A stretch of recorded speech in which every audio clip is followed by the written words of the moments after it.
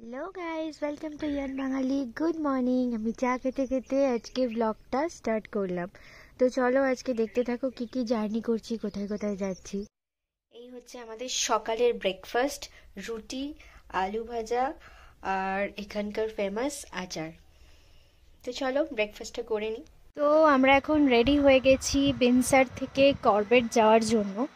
তো শেয়ার কারে করেই যাওয়ার ইচ্ছে আছে, এখন জানি না কিভাবে যাব না।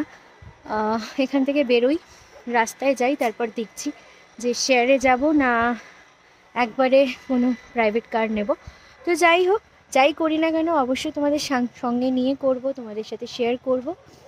তো দেখতে থাকো। আমরা এখনো পৌঁছাইনি, আমরা এখনো যাচ্ছি। এখন করবেটের রাস্তাতে ঢুকেছি, পৌঁছে আসছি আবার। আর কেমন করে এলাম সেটা পৌঁছে বলছি। এটা হচ্ছে কোশি নদী।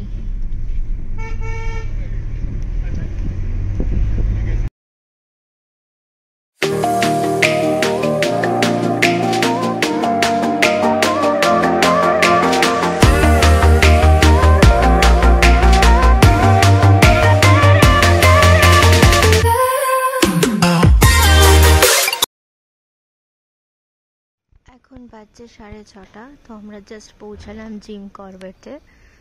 তো এই জোস্টেল, এখানে আমরা আছি লজটাতে।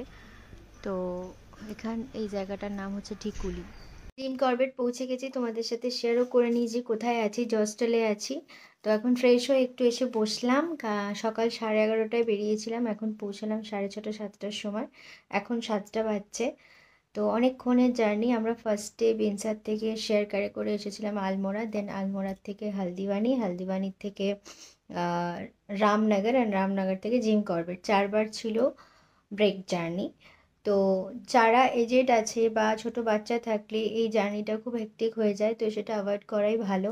কিন্তু না হলে, আমরা যেহেতু দুজন ছিলাম তো খুব একটা অসুবিধা হয়নি। আমরা একটু বাজেটেই ঘুরতে চেয়েছিলাম, কারণ প্রাইভেট কার নিলে সেটা একটু বেশি মানে বাজেটে হয় না।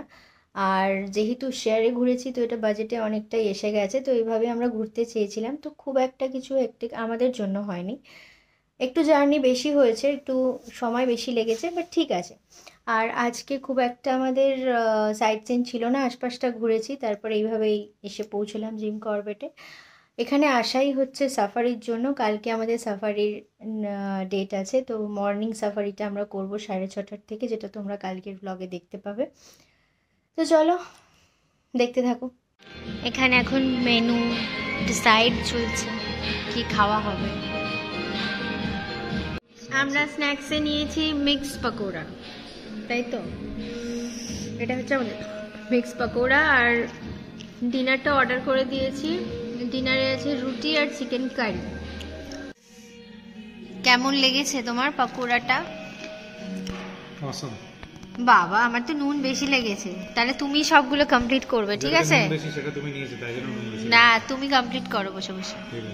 চলে এসেছে আমাদের ডিনার, চিকেন কারি আর বাটার রুটি আর স্যালাড, অনিয়ন স্যালাড।